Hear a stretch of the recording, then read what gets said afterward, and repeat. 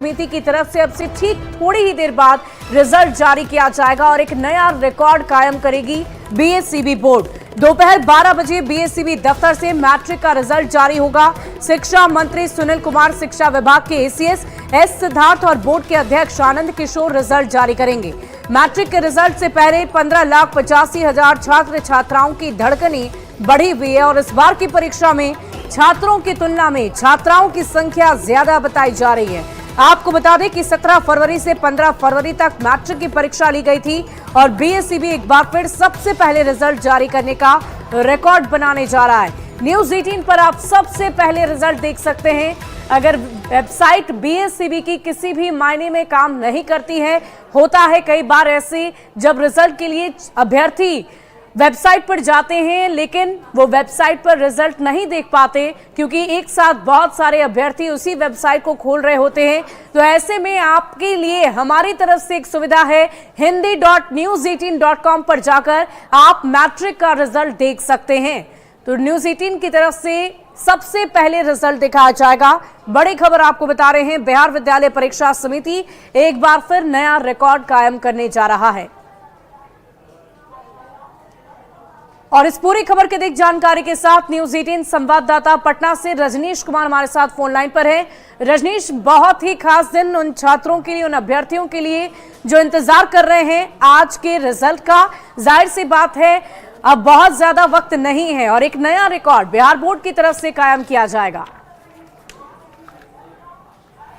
बिल्कुल, देखिए बिहार बोर्ड के इतिहास में शुभी कहा जा रहा है कि पहली बार सबसे पहले रिजल्ट जारी किया जा रहा है मैट्रिक का। इससे पहले अगर देखा जाए तो जो रिकॉर्ड रहा है 31 मार्च तक का रिकॉर्ड रहा है, लेकिन अभी सबसे पहले कहा जा रहा है कि आज रिकॉर्ड बनाया जाएगा बिहार बोर्ड के द्वारा। और निश्चित रूप से जो 15,85,000 जो परीक्षार्थी हैं उनकी धड़कनें तेज है और चंद मिनटों बाद शिक्षा मंत्री सुनील कुमार, एसीएस एस सिद्धार्थ और बिहार बोर्ड के चेयरमैन आनंद किशोर इसी सभागार में पहुंचेंगे।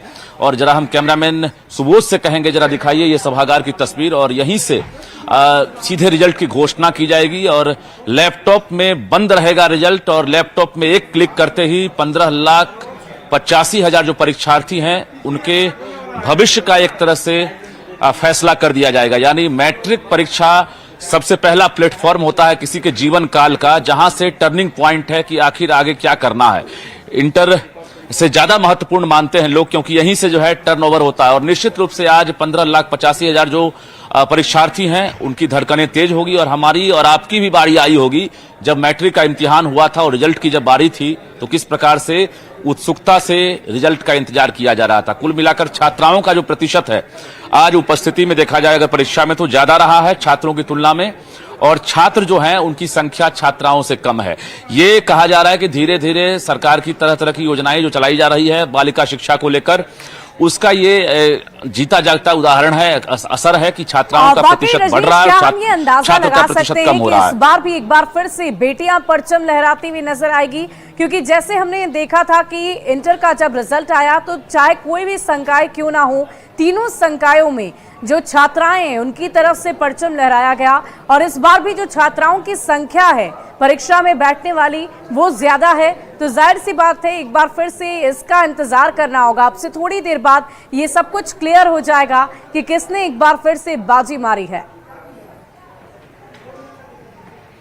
बिल्कुल शुभी, देखिए जिस प्रकार से इंटर में बेटियों ने परचम लहराया और टॉप 3 की श्रेणी में सर्वाधिक जो है स्थान लाने वाली तीनों लड़कियां थी, छात्राएं थी। मैट्रिक में भी कहा जा रहा है कि इस बार जो बेटियां हैं वो टॉप 10 में सबसे ज्यादा रहेंगी और संभावित टॉपर्स जो यहां पहुंचे थे वेरिफिकेशन कराने के लिए 600 की संख्या में लगभग वेरिफिकेशन हुआ है, जिसमें हम बता दें मुजफ्फरपुर, पटना, जमुई, सिमुलतला, जमुई, भागलपुर, पश्चिमी चंपारण, पूर्वी चंपारण, गया, रोहतास, लखीसराय, दरभंगा, वैशाली, भोजपुर, जहानाबाद, समस्तीपुर, पूर्णिया, खगड़िया, नालंदा, कटिहार, सीतामढ़ी और मधेपुरा, यहां के टॉपर्स का वेरिफिकेशन हुआ। और निश्चित रूप से जो यहां वेरिफिकेशन कराने आए थे उन्हें पता होगा कि उन्हीं में से कोई टॉपर होंगे और वो इंतजार में होंगे। तो निश्चित रूप से 82.91% पिछले बार का मार्क्स रहा है और इस बार कहा जा रहा है कि उससे बेहतर मार्क्स आ सकता है।